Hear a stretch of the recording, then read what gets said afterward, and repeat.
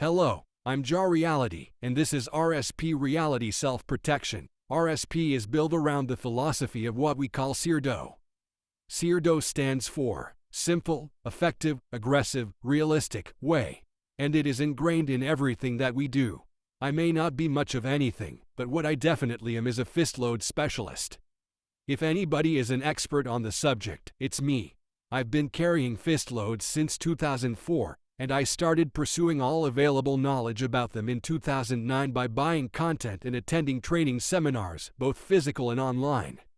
In 2012, at the age of 22, I felt the need to pursue martial arts. So, I trained off and on for 2 months in my small town's local karate dojo. Finding it not to be what I thought it was, I, along with another individual, extensively self-trained in the tactics, techniques, and philosophies from a book called Complete Krav Maga by Krav Maga Worldwide. Between the two of us, we felt we had enough common sense to train ourselves relatively well from the book. The individual was a black belt in Taekwondo, and I had been attending self-defense seminars and self-training from books and DVDs for a while, so having an actual live body to train with was a major step up for me. We covered the majority of everything in that book in a year, and then that individual moved away. So, I continued to self-train and study the book, blending and weaving fist-load tactics and techniques into the tactics and techniques from the book. In 2015, I enrolled in the 10-week Cobra Self-Defense Academy online, as I wasn't able to attend physically due to it not being local. I also decided to enroll in a Chinese Sanda kickboxing class at a place called Future Dragons Kung Fu Club. I purely chose that option because of its full contact nature and the fact that there would be sparring. I had no interest in the Kung Fu aspect of it and still to this day could not care less about Kung Fu in general. All I was interested in was going somewhere and training in a system that wasn't bogged down with a bunch of martial arts jargon. Meanwhile, in private, I participated in the Cobra Self-Defense Academy online courses. I completed the Cobra Academy course and went on to continue training in full-contact Sanda kickboxing at Future Dragons Kung Fu for 7 months. But we ultimately had a falling out when they realized that I wasn't interested in the Kung Fu side of things. The first 4 months of training at Future Dragons Kung Fu Club were good, but the last 3 months were very negative, unproductive, and unprofessional, with the instructor getting into arguments with his dad, the Sifu, in the middle of classes, walking out, leaving his class to fend for themselves, and either not showing up for class without telling anyone, or just scheduling something else on kickboxing days at kickboxing time without informing anybody. How things ended has left me with absolutely no respect for the family that ran that establishment, and it has forever left a sour taste in my mouth for anything considered to be Kung Fu. And I honestly haven't seen any substantial evidence that Kung Fu is relevant in today's modern society anyway.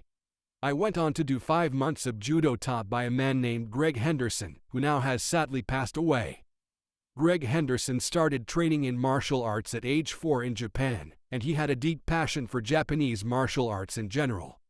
His interpretation of Judo was more akin to battlefield samurai jiu-jitsu and had absolutely nothing to do with what Brazilian jiu-jitsu is today. I would have trained with him for longer if his wife hadn't unnecessarily created and escalated a situation that was more of a misunderstanding about kickboxing gear than anything else.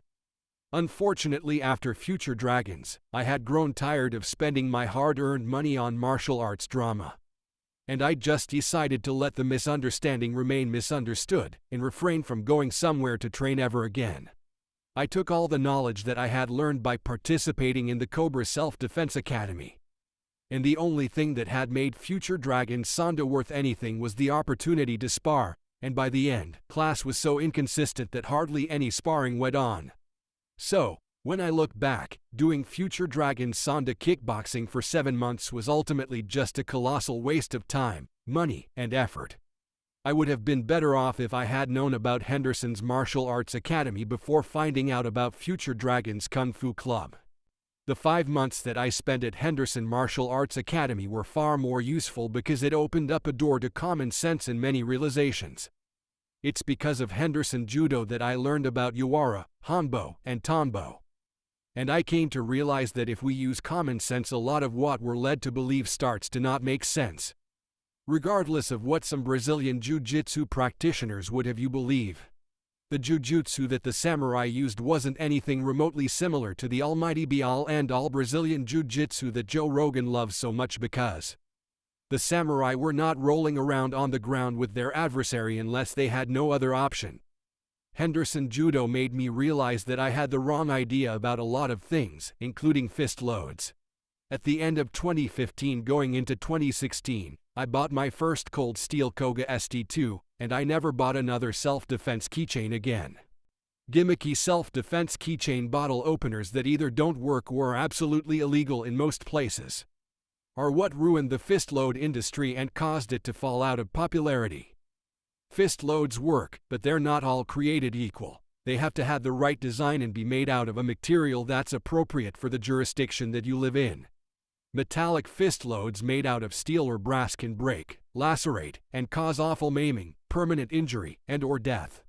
I don't recommend, support, or promote any product that is made out of a heavy metallic material.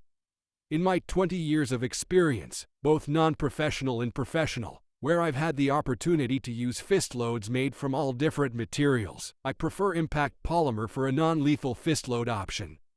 Most stainless steel fist load options are not marketed or sold as non-lethal. So basically, that is my background in a nutshell. I'm a fist load enthusiast, specialist, and self-protection advisor with a small background in martial arts, a foundation in Krav Maga, and common sense, which qualifies me to advise people in self-protection. If you don't like that, the door is always open for you. I'm Jaw Reality. Thank you for watching the RSP channel. Please don't forget to like and share this video, subscribe to the channel if you haven't already, and click the bell icon to be notified of future videos.